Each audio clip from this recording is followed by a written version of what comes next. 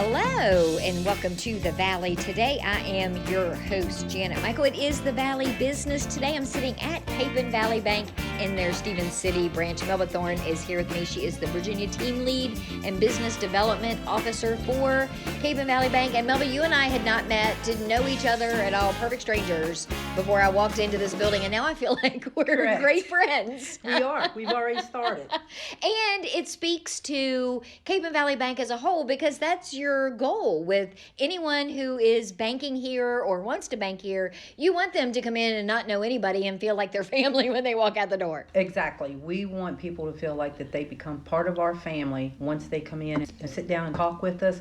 We want them to feel comfortable in telling their stories and for us to listen to them, and they get to know us and we get to know them. Because it is truly a partnership when you start with them banking, because you need to be interviewing us as well as we're interviewing you. We may be a good fit, we may not be, but we want every customer to come in, we want them to feel valued. So tell me a little bit about your banking history. You told me before we started recording that you've been here at Capon Valley Bank for 7 years. 7 years. It's a little bit of a turnabout here because I actually started my banking career in 1986 with Grant County Bank, which is actually a subsidiary of Highland Bank Shares, which Capon Valley Bank is also. So they're our sister bank. Talk about full circle. Full circle. So I started with Highland Bank Shares, and hopefully I'm going to end with banking shares. But I started in 1986, and basically that's all I've done is banking. But it's been a heck of a ride.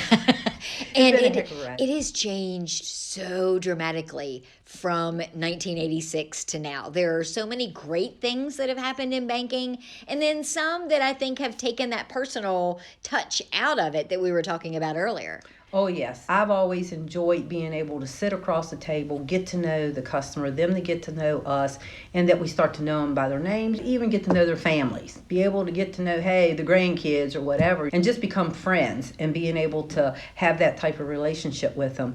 And now with all this technology stuff, and I know we got busy lives. So, of course, you got the online applications, opening up new accounts, and we have all that. Capon Valley Bank does have that. But I still prefer my customers to come in and sit across the desk from me and have a conversation. Technology has made it convenient, but sometimes it's still that personal touch that I think that Capon Valley Bank still tries to keep within their focus. So tell me a little bit about the bank as a whole, because you mentioned that you have a lot of those online options, and sometimes people think, well, if you don't have a bank on every corner, you must not have all the bells and whistles. But that's not the case with you here at Capon Valley. No, and that's one thing that I feel like when you say a small community bank, they think that, well, they must not have all the products. But I feel like that we have the big bank products with the hometown service to go along with it. So we truly are local bankers, local choices, and local decisions here at Capon Valley Bank. So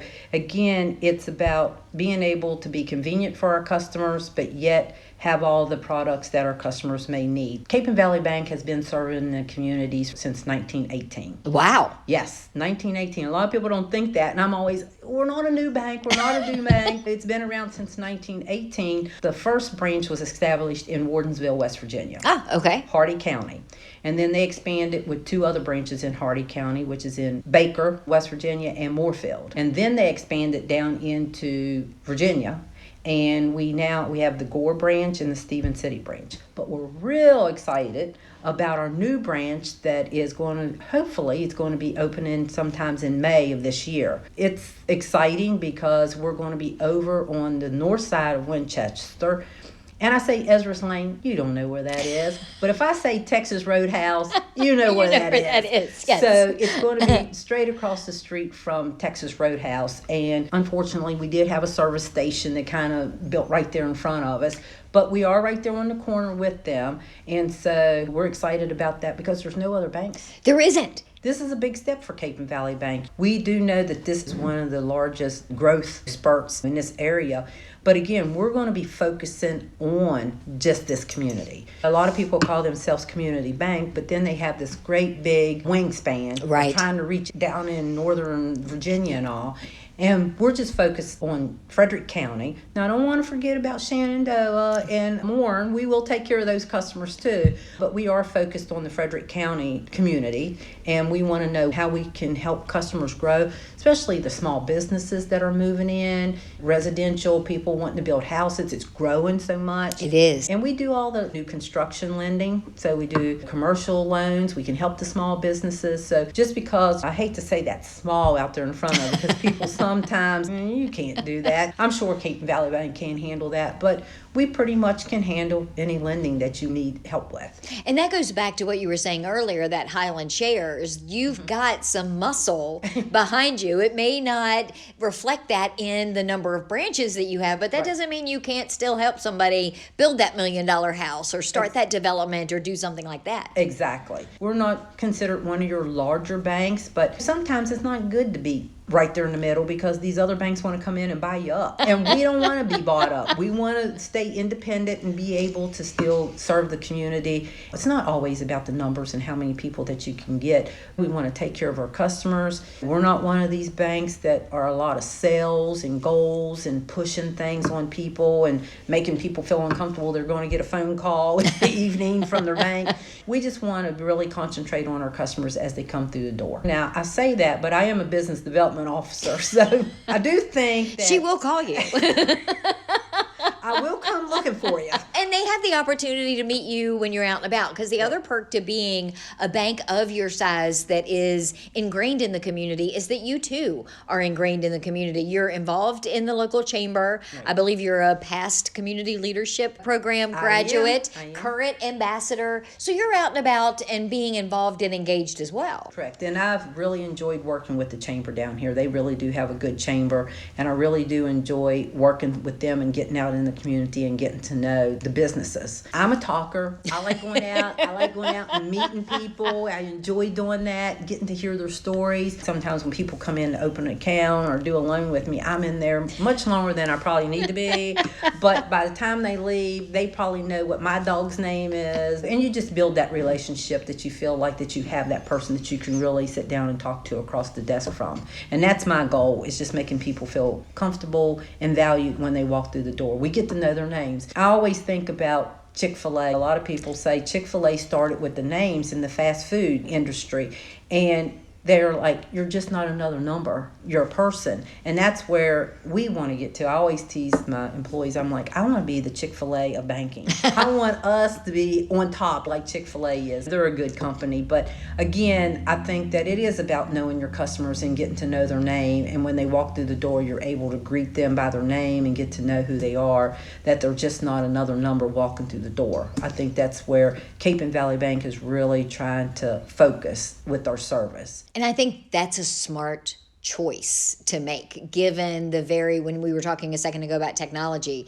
given how non-personal so much of our lives are, our interactions are these days. You could go for days and not actually have to leave your house and see or talk to anybody in person. So I love that when you have a situation, your kid's going off to college and you got to figure out, how am I going to pay for this? You call up Melba and say, hey, I got this kid and this is the college he's been accepted at. We have no idea how this is going to work. You're going to sit down and work with them through all of their options is so much better than trying to navigate something on a bank's website. Exactly, because a lot of times you may know your need, but you don't know what the right service is going to be. And we try to do that. We try to start out trying to walk them through, just like with new construction. Okay, someone comes in, they want to do a new construction loan. We try to make it as easy as possible to walk them through the steps of what they need, what they're going to need, because that's a big step of building a home and not really knowing what I'm supposed to do or where I'm supposed to start. And so we really try to work with people and do with new construction lending. And I think that's one of the things that we've gotten pretty good at down here in Frederick County, is with helping with new construction, because you see it going on everywhere. I don't necessarily want to buy new construction, but I wouldn't be opposed to tearing my house down and starting over again. Can you help with that? We can help you with that too.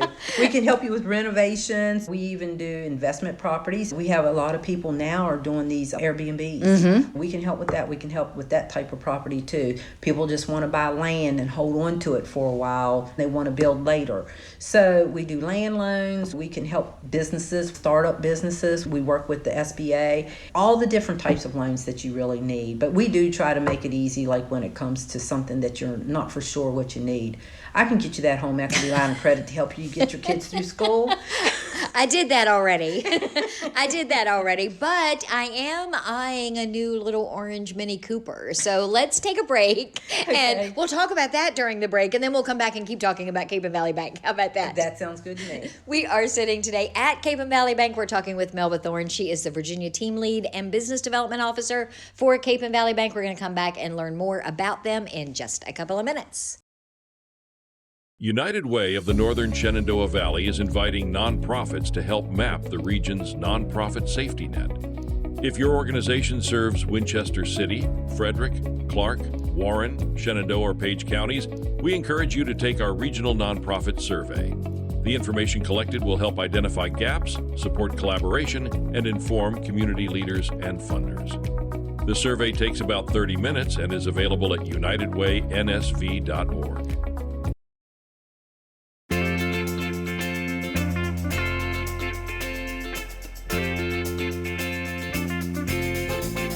Welcome back to the Valley. Today I am your host, Janet Michael. It is the Valley Business. Today we're sitting at Capon Valley Bank in Stephen City talking with Melba Thorne. She is the Virginia Team Lead and Business Development Officer here. We've been talking about all of the great things that come from having a community-based small hometown bank. And Melba, we were talking a little bit right before we went to the break about my need, and I say that as a need, not a want, of a new car. My car is a 2004 Ford Escape. I have earned a new Mini Cooper. And I can help you out. But you told me before we just came back into recording something that I did not know about dealerships when I go to buy one, to finance one.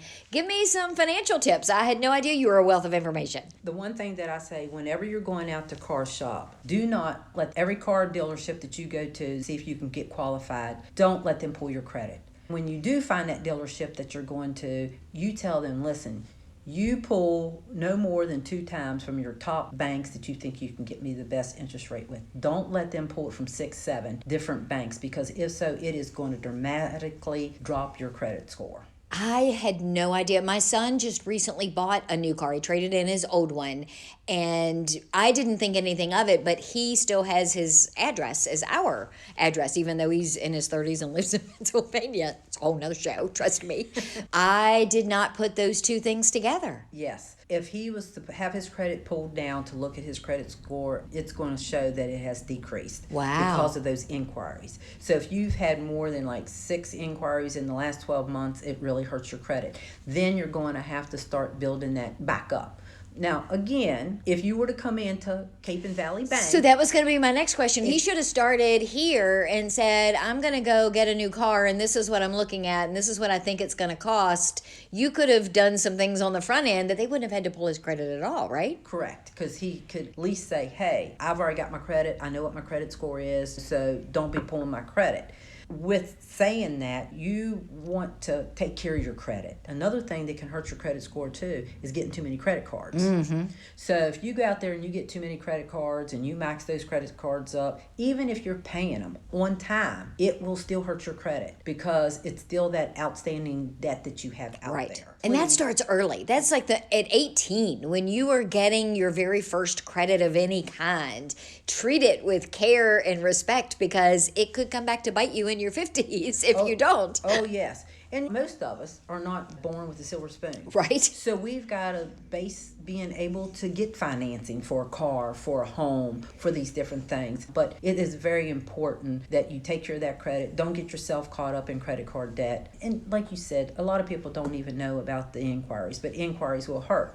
But Capon Valley Bank, being a community bank, sometimes it's just not about the credit score. I mean, it's not that we do bad credit, but if someone had things that happen in their life, so just like you came to me and you needed a home equity, but you just went and got a car, and you had all these inquiries, and I can see that's what pulled your credit score down. That's a reasonable There are reason. explanations For that. If for some reason there was medical, or let's just say if someone was just recently divorced and they're trying to start back out and their credit may not be the best, but we could see in the history that your credit was good, and all of a sudden we had a couple of glitches here that caused the credit scores to go down, we're going to look at that. We're going to review it, and we're going to look at it. That credit score is not the all in all. If you got a lower credit score, that we're just not going to say, hey, we can't do anything for you because your credit score is if you're not above this, Right. then, and so when I say above this, what is a good number usually to have as your credit score? Right now, I would say anything 680 and above, but a lot of banks won't even do anything until you're 700 and above. Oh. And that is hard because every now and then things happen in life. Right. So you might have just missed a payment, one payment, or you missed it in the mail or something, and you have a 30-day notice, and it dropped your credit down below that 700 mark. But it's not like you have bad credit. But some banks won't do anything unless your credit score is 700 or above. Wow. Now we would prefer for you to be up there. Again, we'll look 650 to a 680 is probably right there, like a middle credit for you to try. But you just want to keep on watching that. And now there's apps out there. Sometimes your bank has where you go on that it'll show you what your It'll show you your credit score, right? What your credit score is, so you know what your goal is that you can try to get to. And the key is just keeping track, is not getting out over your skis, paying what you owe when you owe it, and not necessarily buying the newest, shiniest thing because you can put it on a credit card. Correct. And it's so easy. It's so easy. It really is. The plastic really has made it easy for people to go out there and get stuff that they shouldn't. But if I can give anyone tips, that's the best tip I can give you, is watch your credit. Be smart with your finances. Be smart. When you get that paycheck, I've had people that be like, I'm going to pay my bills, but then whatever I have left over, I'm going to spend it. Well, there's rainy days. Mm-hmm. So I say save, do what you can do. We have this product that is a roundup, and you can't believe how easy it is to save. You know how like you always had the change in your pocket and you threw it in a little, Right. in a little bowl? Now, most people don't deal with cash, right? You deal with your credit. You deal with your debit card. I couldn't tell you the last time I had any paper money in my hand. So you deal with your debit card. So you miss that change because it used to build. You remember how you get excited? You have a great big old thing of Yes. change, and you It take ends up to in the your bank, car. Take it to the bank, and they dump it in the thing, and then what happens? And they come back and they're like, "Hey, you got $150." What? So you kind of miss that because you don't have that opportunity. But what we have is a roundup program. So like with your debit card, if it's $38.56.